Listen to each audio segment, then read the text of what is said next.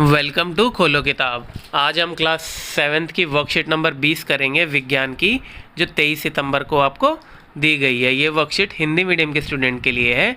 अगर आप English medium के स्टूडेंट हैं तो यहाँ आपको एक लिंक दिख रहा होगा जिस पे आप क्लिक करके इंग्लिश मीडियम में इस वर्कशीट को सॉल्व होते हुए देख सकते हैं। अगर आप चैनल पे नए हैं तो इसको सब्सक्राइब कर दें और वीडियो पसंद आने पे लाइक, कमेंट और शेयर करना ना भूलें। तो चलिए देखते हैं। सबसे पहले विद्यार्थी अपना नाम लिख लेंगे। यहाँ आपके कक्षाध्यापक का नाम हो जाएगा।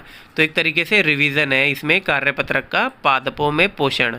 ये 2-3 कार्यपत्रक से हम यही देख रहे हैं। तो इसको आपने क्या सीखा है वो संक्षेप में बताया गया है। आपने क्या क्या सीखा है। एक तो सभी जीवों को खाद्य की आवश्यकता होती है, जिसका उपयोग वे अपनी वृद्धि एवं शरीर के रखरखाव के लिए तथा आवश्यक ऊर्जा प्राप्त करने के लिए करते हैं।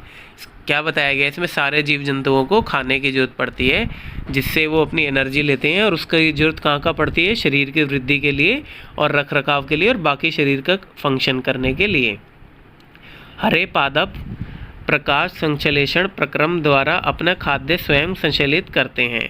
अब जो ग्रीन प्लांट्स होते हैं वो फोटोसिंथेसिस, प्रकाश संश्लेषण किसको बोलते हैं, फोटोसिंथेसिस को, उससे क्या करते हैं वो अपना खाना स्वयं बना लेते हैं।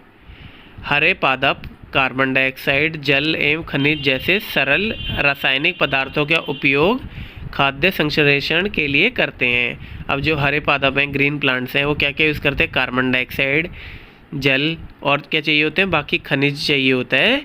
ये जो सिंपल केमिकल सब्सटेंस हैं उनका उपयोग करते हैं खाद्य संश्लेषण के लिए, खाना बनाने के लिए। प्रकाश संश्लेषण के लिए क्लोरोफिल, कार्बन डाइऑक्साइड, जल एवं सूर्य का प्रकाश अनिवार्य रूप से आवश्यक है। तो सबसे ज़्यादा जरूरी इनमें क्या है प्रकाश संश्लेषण के लिए, क्लोरोफिल। क्लोरोफिल एक केमिकल होता है जिस वजह से हरा रंग दिखता है पादपों में। कार्बन डाइऑक्साइड तो आपको पता ही है एटमॉस्फेयर में मिलती है, वातावरण में। कौन देता है उसको हम ह्यूमंस और एनिमल्स रिलीज़ करते हैं कार्बन डाइऑक्साइड। और जल हमें पौधों को कहाँ से मिलता है, जड़ों से मिलता है। और सूर्य का प्रकाश, इन सारी की चीज़ों में जब ये क्या बनाता है, एक तो ऑक्सीजन रिलीज़ करता है और साथ में क्या बनाता है आपका कार्बोहाइड्रेट। कार्बोहाइड्रेट सिंपल एनर्जी होती है जिससे हमें ताकत मिलती है। अब जो ऑक्सीजन है, ऑक्सीजन कौन यूज़ करेगा, ऑक्सीजन हम ह्यूमन यूज़ करेंगे, इंसान यूज़ करेंगे और जानवर यूज़ करेंगे बाकी फंक्शन के लिए। तो ये साइकिल चलती रहती है एक दूसरे पे निर्भर होके। कार्बोहाइड्रेट जैसे जटिल रासायनिक पदार्थ प्रकाश संश्लेषण के उत्पाद हैं, ये मैंने अभी बता ही दिया, और ऑक्सीजन भी है साथ में। प्रकाश संश्लेषण के प्रक्रम में क्लोरोफिल की सहायता से पत्तियों द्वारा सौर ऊर्जा का संचयन किया जाता है। तो जो सोलर एनर्जी है उसको एब्जॉर्ब करते हैं क्लोरोफिल। प्रकाश संश्लेषण में उत्पादित ऑक्सीजन का उपयोग सभी जीवों द्वारा उनकी उत्तरजीविता के लिए किया जाता है, ये भी मैंने आपको बता दिया था। कवक अपने पोषण मृत एवं अपघटित जैव पदार्थों से प्राप्त करते हैं, वे मृतजीवी कहलाते हैं।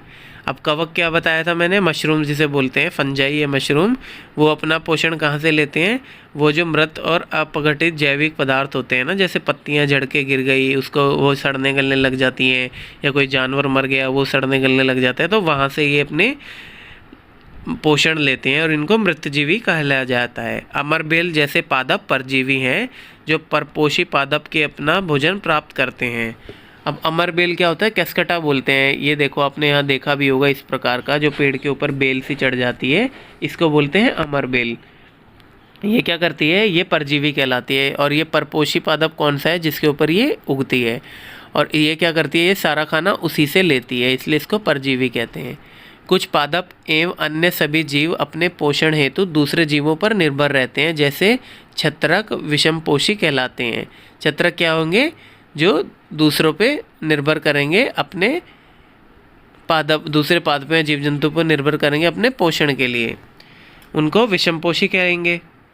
अब प्रश्न उत्तर क्या दिया है, प्रश्न 1 अमरबेल उदाहरण है। तो अभी हमने देखा अमरबेल किसका उदाहरण है, परजीवी का, तो यहाँ लिख देंगे। फिर प्रश्न 2 है प्रकाश संश्लेषण के लिए क्या आवश्यक है। अब प्रकाश संश्लेषण के लिए क्या क्या चीज़ आवश्यक है, कई सारी चीज़ें हैं। कार्बन डाइऑक्साइड आवश्यक है, और सनलाइट प्रकाश सूरज की किरण आवश्यक है, क्लोरोफिल आवश्यक है, और पानी आवश्यक है। ये सारी चीज़ें तो आवश्यक हैं ही हैं, का प्रकाश अनिवार्य रूप से होना आवश्यक है। तो यही लिख देंगे, प्रकाश संश्लेषण के लिए क्लोरोफिल, कार्बन डाइऑक्साइड, जल एवं सूर्य का प्रकाश अनिवार्य रूप से आवश्यक है। प्रश्न 3 क्या है, प्रकाश संश्लेषण में डैश उत्पादित होती है। तो प्रकाश संश्लेषण में क्या होता है, एक तो ऑक्सीजन बनती है तो ऑक्सीजन लिख देंगे, और साथ में हमें कार्बोहाइड्रेट भी मिलता है। क्यों, कार्बोहाइड्रेट से ही हमें सारी एनर्जी मिलती है, उसी से हम इंसान भी जो पेड़ों की चीज़ें खाते हैं, जो चीज़ें फल वाले, वो कार्बोहाइड्रेट ही मेनली होता है। तो ये लिख देंगे प्लस कार्बोहाइड्रेट जैसे जटिल रासायनिक पदार्थ। तो प्रकाश संश्लेषण में ऑक्सीजन और कार्बोहाइड्रेट जैसे जटिल रासायनिक पदार्थ उत्पादित होते हैं। इसी के साथ हमारी ये वर्कशीट आज की कंप्लीट हुई। मिलते हैं नेक्स्ट वीडियो में नेक्स्ट वर्कशीट के साथ। Don't forget to like, comment, share and subscribe the channel. Thank you.